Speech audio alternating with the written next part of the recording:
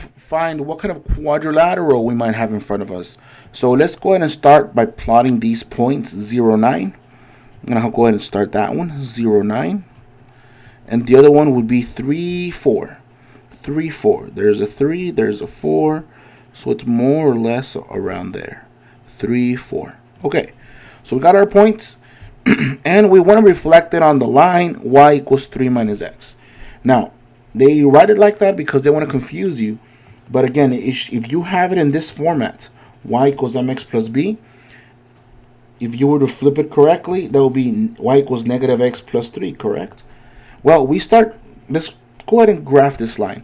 We always start with the letter b. That's the y-intercept. So when my y is negative 3, there's my point. Now, there's a number next to it, actually. There's actually a negative 1 over 1x. Wouldn't you agree? That's important because this is the slope, and the slope is considered the rise over the run. How much you go up and down versus how much you go left and right. Well, the number on top is a negative 1, so from 3, I go 1 down. The number at the bottom is a positive 1, so I go 1 right. And let's do it a few more times to make sure we're doing it right. Right there. And let's do it to the left also. Make sure we're doing it right. And one more time. There we go. So our line where we're supposed to be making the reflections should look something like this. There we go. So what do we do now? We have these 2 points. Let's go ahead and start reflecting. Well, at 0, 9, if I wanted to get to its reflection, all I have to do is let's reach the point. Let's reach a point that's on the line. So at 0, 9, how many do I need to go down to touch the blue line? I had to go. Well, that's 3. That was 9. I had to go 6 down. So for it to be a reflection, instead of going down, I gotta go to the side, on the left side. So at 0. I'm going to go all the way to negative 6. Right around there. So that would be negative 6, positive 3. That's my reflection of this one. Let's call it A. This will be A prime.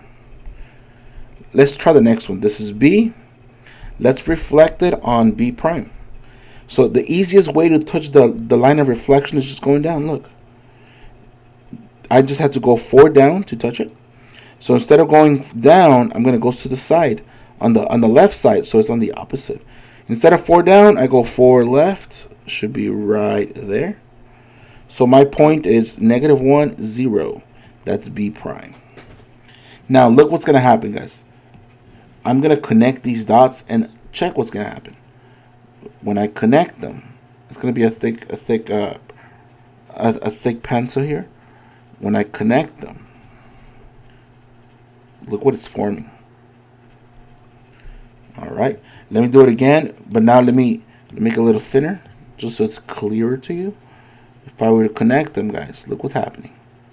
Connect that one, connect that one, connect these. So, I don't know if you noticed this, guys, but these in the middle, these 2 lines are not very straight. They're a little closing in. If you were to look at these, they're actually pretty straight next to each other. Looks like they will never touch. So, and you can also do it with math, check their slopes and etc. But just by eyeballing it, you can tell that two of these 4 lines are never going to touch, and 2 of them are going to touch at some point. So now let's look at our different kinds of shapes. Which one says only 2 are parallel lines? Look at that. Only 2 lines are parallel. The other 2 are closing in on each other. I would go with my answer being a trapezoid. So once you classified the triangle, they're going to ask you on Khan Academy. Classify it by looking at its properties. And that's basically what you do for this lesson. It's a little confusing, but it just takes practice. Stop by for my tutoring sessions in case you have any questions.